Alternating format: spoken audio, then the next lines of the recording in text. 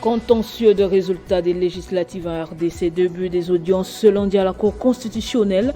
Environ 2000 cas seront traités. Parmi ces requêtes qui vont être analysées au cours de ces audiences figure celle des invalidés de la CENI pour fraude. À 3 semaines du scrutin, le président sénégalais Macky Sall a annoncé le report sine die de la présidentielle prévue le 25 février. Un fait inédit dans l'histoire politique du pays que le chef de l'État justifie par le souci d'éviter une nouvelle crise. En sport, football, Coupe d'Afrique des Nations Côte d'Ivoire 2023, les tableaux des demi-finales affichent complet. Le dernier ticket a été arraché au tir au but par l'Afrique du Sud face au Cap-Vert ce samedi. Les Bafana rejoignent la Côte d'Ivoire, pays hôte, le Nigeria, la République démocratique du Congo, dont les Carédas.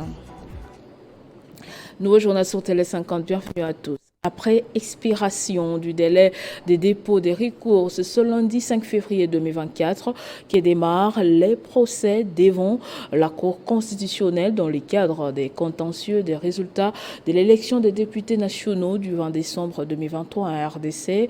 Parmi les requêtes qui vont être analysées au cours de ces audiences figure celle du gouverneur de la ville de Kinshasa, Jean-Tini Ngobila, de Colette Chomba, d'Evariste Bochab, de Ntingi Pololo, de Charles Mbutamotu, de Noël Botakile et bien d'autres candidats dont les résultats ont été annulés par la CENI pour fraude. Environ 2000 requêtes ont été réceptionnées par le greffe de la Cour constitutionnelle dans le cadre des contentieux des résultats des législatives. La plupart des regroupements et partis politiques n'ayant pas déposé les recours au nom des arrangements au sein de leurs familles politiques respectives. Parmi les requêtes qui vont être analysées au cours des audiences de ce lundi 5 février figure celle du gouverneur de la ville de Kinshasa, Jean-Tini Ngobila, de Colette Chomba, d'Evariste Bochab, de Singi Pololo, de Charles Mbutamotu, de Noël Botakile et bien d'autres candidats dont les résultats ont été annulés par la CENI pour fraude. Dépités, ces candidats dont les résultats n'ont pas été publiés par la CENI ont saisi le Conseil d'État contre la décision de la centrale électorale qui se trouve être en droit administratif congolais, l'autorité administrative indépendante. Déboutés par la plus haute juridiction de l'ordre administratif en RDC, ces candidats ont décidé de saisir la Cour constitutionnelle pour être rétablis dans leurs droits, une situation qui soulève des questions en droit car, s'agissant des législatives, la Haute Cour n'est compétente que pour statuer sur les contentieux des candidatures et des résultats. Or, ici, on se retrouve ni dans un cas, encore moins dans l'autre. Après le vote du 20 décembre 2024 et la publication des résultats provisoires par la CENI, les candidats malheureux à la députation nationale avaient 8 jours pour déposer leur recours devant la Haute Cour. Ce délai a expiré le 21 janvier 2023. L'arrivée du terme étant tombée un dimanche, le greffe de la Cour constitutionnelle l'a étendu au lundi 22 janvier. La Haute Cour avait donc 7 jours à date de l'expiration du délai des recours pour démarrer l'examen des contentieux des résultats.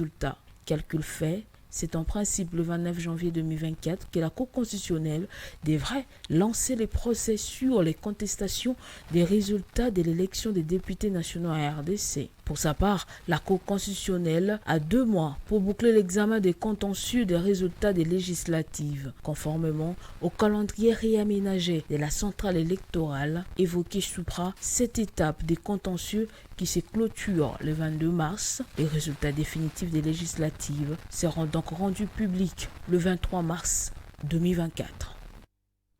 Et après l'organisation des élections directes, la CENI a publié un calendrier réaménagé des élections des sénateurs et gouverneurs des provinces. Les candidatures bousculent à ces sujets. Les détails avec Jean-David Kilolo. Selon le calendrier réaménagé de la Commission électorale nationale indépendante, ce 2 février 2024, la centrale électorale a procédé à l'ouverture du bureau de réception et dépôt des traitements des candidatures des sénateurs, gouverneurs et vice-gouverneurs. Cette opération durera 15 jours, soit du 2 au 16 février prochain. Du 26 au 27 février, l'Assemblée plénière de la CENI procédera à la délibération et qui sera suivie le jour suivant, le 28 février, par la publication des listes provisoires des candidats sénateurs et gouverneurs et vice-gouverneurs. Du 29 février au 8 mars, soit 9 jours, il est prévu les dépôts des traitements des recours, des candidatures, la publication des listes définitives des candidats sénateurs et gouverneurs, ainsi que vice-gouverneurs interviendra le 15 mars 2024. La campagne électorale pour l'élection des sénateurs est prévue du 27 au 29 mars, alors que les scrutins se tiendront le 31 du même mois. Pour l'élection des gouverneurs et vice-gouverneurs, la campagne électorale interviendra le 3 avril et prendra fin le 5 avril prochain. Le 7 avril prochain seront organisés les scrutins des gouverneurs et vice-gouverneurs dans les 26 provinces que compte la République démocratique du Congo. Les nouveaux élus de la ville de Kinshasa ont entamé le processus d'identification au niveau des services administratifs de cet organe délibérant. Cette démarche administrative intervient en prélude de l'ouverture de la session extraordinaire à l'Assemblée provinciale de Kinshasa ce lundi 5 février. L'ouverture de la session inaugurale est conforme aux dispositions de l'article 12 du règlement intérieur de l'Assemblée provinciale de Kinshasa, mais aussi de l'article 15 de la loi du 31 juillet 2008 portant principes fondamentaux relatifs à la libre administration des provinces.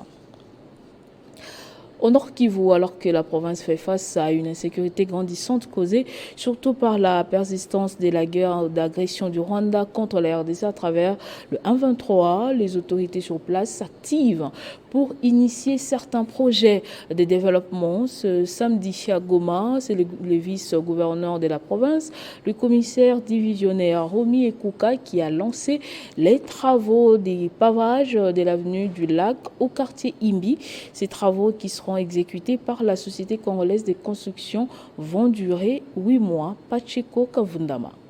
Longue de 2200 mètres, cette route de l'avenue Lac Kivu au quartier Imbi et ses ramifications à Goma seront dans les prochains mois pavés. Les travaux irrélatifs ont été lancés par le vice-gouverneur du Nord Kivu.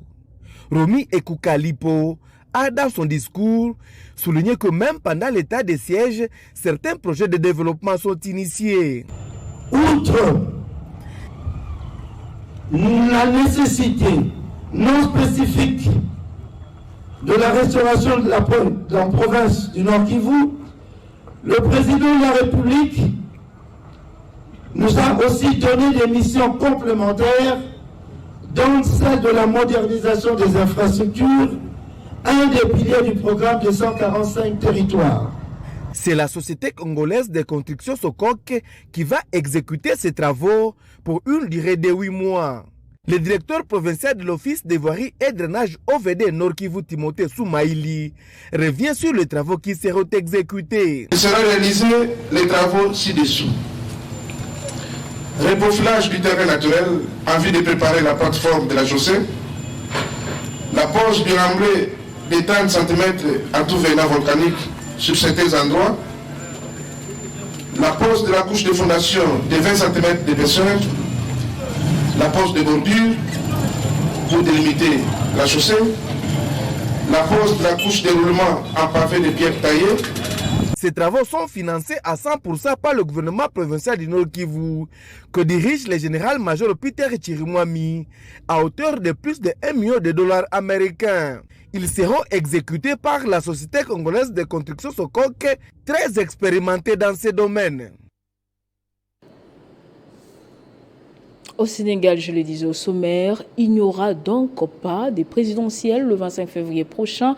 À quelques heures du début de la campagne électorale, le président Macky Sall a annoncé un report sine-die de ces scrutins. Il explique cette décision par la nécessité d'apaiser le climat et de lever le voile sur des sur des candidatures et des accusations de corruption.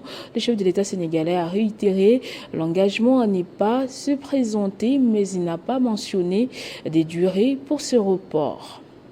C'est une décision qui intervient juste à quelques heures du lancement de la campagne électorale pour les scrutins présidentiels au Sénégal, prévu en principe pour le 25 février prochain sur décret du 23 novembre 2023 signé par lui-même, le président sénégalais. Au cours de son discours à la nation ce samedi, Macky Sall a fait savoir à son peuple avoir abrogé ses décrets après la mise en place d'une commission parlementaire enquêtant sur 2 juges du Conseil constitutionnel dont l'intégrité dans le processus électoral est contestée. J'ai signé le décret 2024-106 du 3 février 2024 abrogeant le décret 2023-2283 du 29 novembre 2023 portant convocation du corps électoral.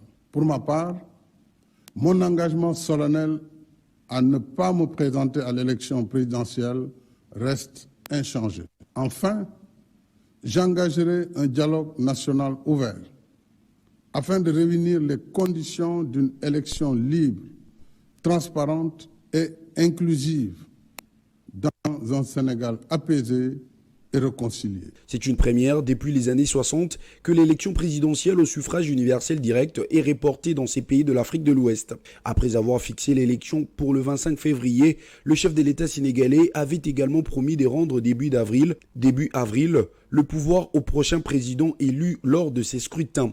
Macky Sall avait déjà annoncé en juillet 2023 qu'il ne serait pas candidat à un nouveau mandat après avoir régné pendant 12 ans à la tête du pays, lui qui a été élu en 2012 pour 7 ans et réélu en 2019 pour 5 ans. Mais il a choisi son premier ministre et représentant du parti présidentiel, Amadou Ba, comme son dauphin. Notons que le Conseil constitutionnel a exclu du scrutin des dizaines de prétendants. Parmi eux, 2 ténors de l'opposition, les candidats anti-système Ousmane Sonko, en prison depuis juillet 2023, notamment pour appel à l'insurrection et disqualifié par les conseils à la suite d'une condamnation pour diffamation dans un dossier distinct, et Karim Wade, ministre et fils de l'ex-président Abdoulaye Wade. En sport, football, plus que 4 nations à poursuivre l'aventure Côte d'Ivoire pour la Coupe d'Afrique des Nations 2023. Le dernier ticket des demi-finales a été arraché au tir au but par l'Afrique du Sud face au Cap-Vert ce samedi. Les Bafana rejoignent la Côte d'Ivoire, pays hôte, le Nigeria et la République démocratique du Congo dans les corridors. Ces demi-finales vont se jouer le mercredi 7 février prochain à 18h au Nigeria, Afrique du Sud, et à 21h, la RDC va chercher la qualification face à la Côte d'Ivoire. Ils n'ont plus perdu depuis leur défaite inaugurale face au Mali. Après avoir frappé un énorme coup contre le Maroc en 8e de finale, les hommes du Gobros n'ont pas brillé face au Cap-Vert en quart de finale. Mais leur gardien Rowan Williams a réussi un arrêt décisif pour arracher la prolongation dans les dernières minutes. Et il a ensuite livré une masterclass durant la séance des tirs au but avec 4 arrêts sur 5 tirs. On aura donc droit à ce Nigeria Afrique du Sud, grand classique du football africain. Patrick Andrade, et c'est parti. Et c'est encore Rowan Williams qui la qualifie à lui tout seul. L'Afrique du Sud, rendez-vous compte, 4 arrêts.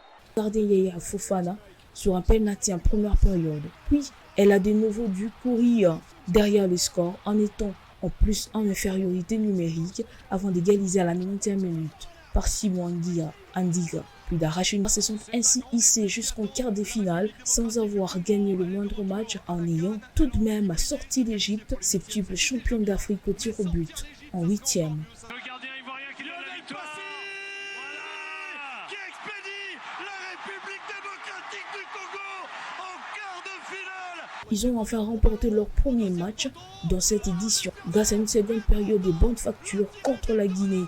3-1 en quart pour renouer avec le demi-finale pour la première fois depuis 2015, tout comme leurs futurs adversaires, les éléphants. L'incroyable coup franc, l'incroyable but, l'un des buts du tournoi qui va peut-être envoyer la RDC en demi-finale de la CAN. Mercredi 7 février, les demi-finales débutent à 18h, Nigeria, Afrique du Sud, au stade de la Paix à Bouaké, puis à 21h de Kinshasa, la Côte d'Ivoire vont en découdre avec la RDC au stade olympique d'Alassane Ouattara à Abidjan, un remake de la CAN 2015. La CAN RDC était un peu plus forte. Et ce journal est terminé, place au rappel des titres. Contentieux des résultats des législatives en RDC, début des audiences ce lundi à la Cour constitutionnelle. Environ 2000 cas seront traités. Parmi ces requêtes qui vont être analysées au cours de ces audiences figure celle des invalidés de la CENI pour fraude. À 3 semaines du scrutin, le président sénégalais Macky Sall a annoncé le report sine-die de la présidentielle prévue le 25 février, un fait inédit dans l'histoire politique du pays que les chefs de l'État justifient par les soucis d'éviter une nouvelle crise. En sport football, CAN Côte d'Ivoire 2023, les tableaux des demi-finales affichent complet. Le dernier ticket a été arraché au tir au but par l'Afrique du Sud face au Cap-Vert ce samedi. Les Bafana Bafana rejoignent la Côte d'Ivoire, pays hôte, le Nigeria et la RDC dans les carrés d'as. Merci de nous avoir suivis de partout. L'information reste en continu et en temps réel sur votre télévision.